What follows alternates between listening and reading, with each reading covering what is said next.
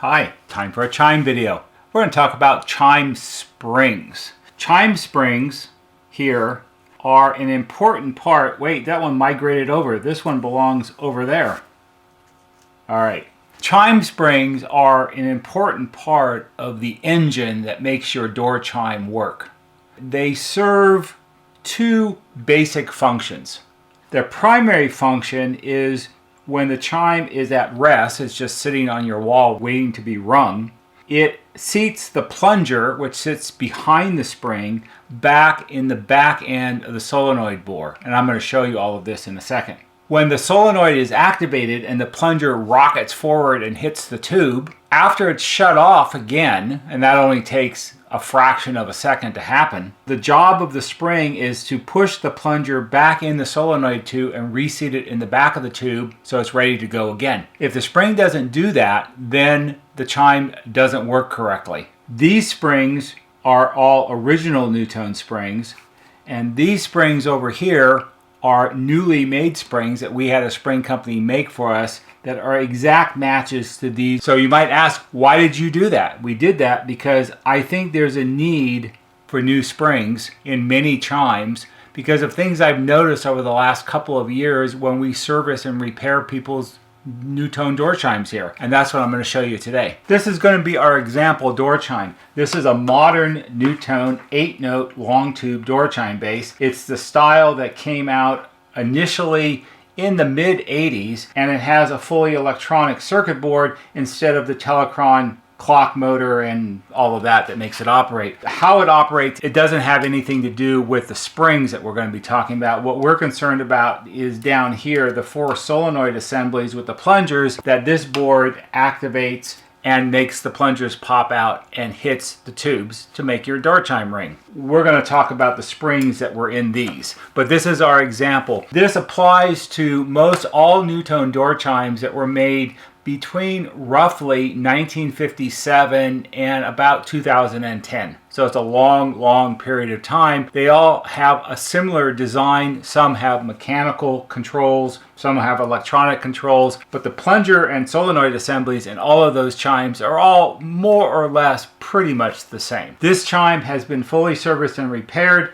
I repaired the board for the customer. All of the solenoid bores have been cleaned. All of the plungers have been cleaned. So everything works freely and easily as it would have the day it left the NuTone factory. So we're not talking about a chime that's 25, 30, 35 years old where everything is gummy and sticky. Don't overestimate the need for cleanliness of the plungers and solenoids on your NuTone door chime. These solenoid assemblies will only create a certain amount of power. If it's all gummy and sticky inside and the plungers don't move freely, then it won't overcome that, and that needs to be addressed first before you worry about anything else. And yes, that is a common problem. We have many videos that show how you deal with cleaning them and all of those sort of things, so you can search those out in this playlist and see what you need to do. You can see here by the date stamp, this chime was made on August 9th, 1993. So that makes it 30 years old already. That wasn't that long ago, it seems like. This is the back side of the chime base, and here you can see the 4 solenoids, 1, 2, 3, 4.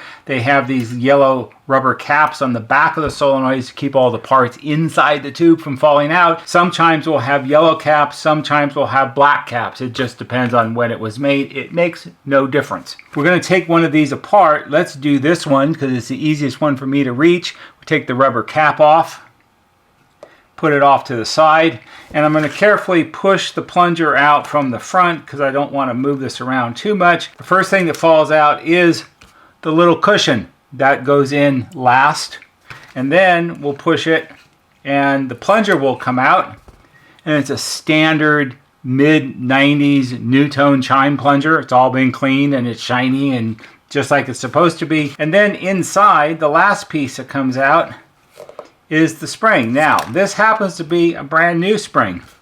There it is. one of the ones that we had made. This chime has all new springs in it, and that's really what this video is about. Why does it have all new springs? Well, it has all new springs because the original springs have become weak and don't work the way they're supposed to, and I'm going to kind of try to show you what that means. I have the chime kind of propped up so the solenoid tube, this brass tube right here, is sitting vertical on the workbench. It's sitting straight up and down. And I'm going to try to do this carefully so I don't knock everything over because it's kind of gingerly placed here. Here's what I was taught when I first started doing these kind of things. When you clean a customer's chime, when you clean the solenoid bores so they're shiny inside like a brand new brass tube and there's no residue and buildup in there, and when you clean the plungers, these, so they're all shiny and clean, when you're done cleaning, of course, you put a little bit of lighter fluid on everything because that helps remove any of the residue that became loose when you were doing the cleaning, and when it evaporates, it leaves a light coating on the surface of the metals, which makes it work better. When you put it back in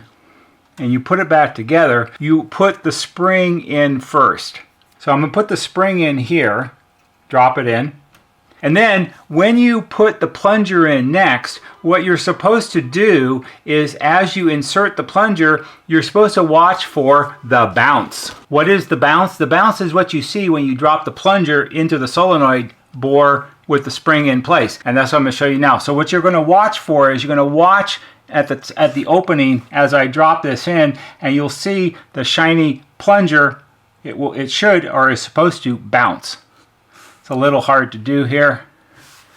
Ready, set, go.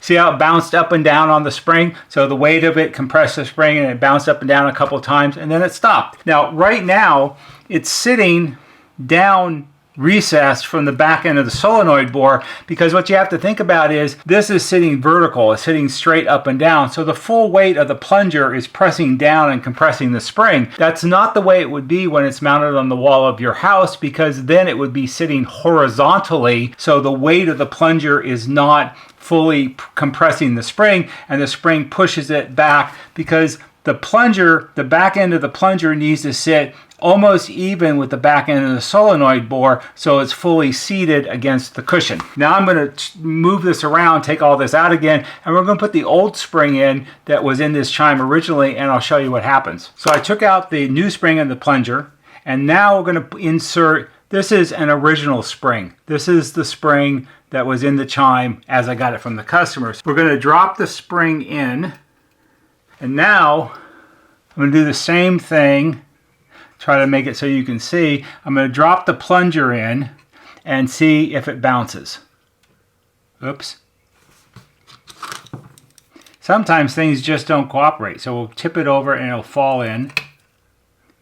And there really wasn't much of a bounce. That wasn't a good example. Let's try that one more time. All right, we're reset. Let's see if we can do this again. See, it's just like Mythbusters here. You got to like set things up and make it go. Let's drop the spring in. This is the original spring. That time it went in properly. Now watch to see if there is a bounce. Ready, set, go. Okay, there was a little bit of a bounce, not as much as before, but now the plunger is sitting down almost, let's see if I can push it. It's sitting down, slightly magnetized screwdriver there. It's sitting way down in the bore. It's sitting down easily 3 times the distance. In fact, I think you could barely, I don't even know if you can see the top of the plunger as you could when it had the new spring. So what's happened here is the original springs have become weak over time, and why that happens exactly, I'm not exactly sure. I think what may be going on is it's just simple age and wear and tear. I don't think the spring has lost its tension because of use, because really, even if you're super popular, your door chime is only going to ring 2 or 3 times a day. And if you figure it out, even over 30 years, it's not 100,000 rings or something like that. It's a lot, but it's not enough that I think it would cause the spring to wear out or lose tension over time. So I think what it may be is that it's simply some type of metal fatigue in the type of wire that they use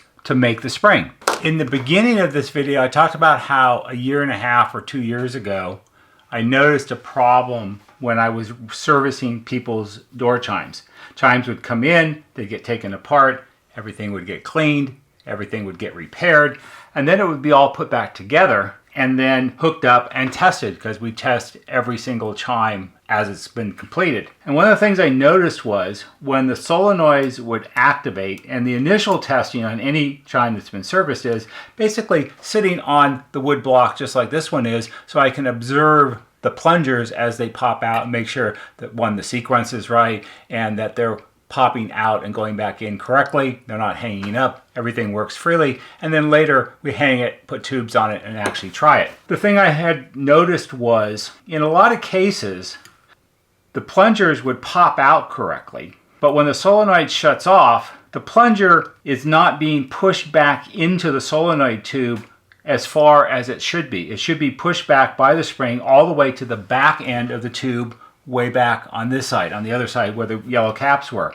And what I would notice is, in a lot of cases, they would only be pushed back in by the spring, maybe just to the point where the tip was even with the front of the opening of the solenoid tube, or maybe slightly more than that, but not far enough back that you couldn't actually see the white tip. And it's easy to see on these modern chimes because the plunger tips are all white, and you would see it sitting there or sitting back in just a little bit, but not all the way back in like it should. There were actually many chimes that I saw that happen on that I thought, well, okay, maybe I didn't get it quite as clean as it needed to be, and I would take it all apart and clean the solenoid tubes again and make sure the plungers were really clean, and then you would have put it all back together and it would still be the same. So it's got to be a spring problem, because it's got to seat back in. So the important part of this is, as the solenoid is energized, the plunger has to be sitting in the back end of the tube, back by the yellow cap, so it achieves its maximum force as the magnetic force of the solenoid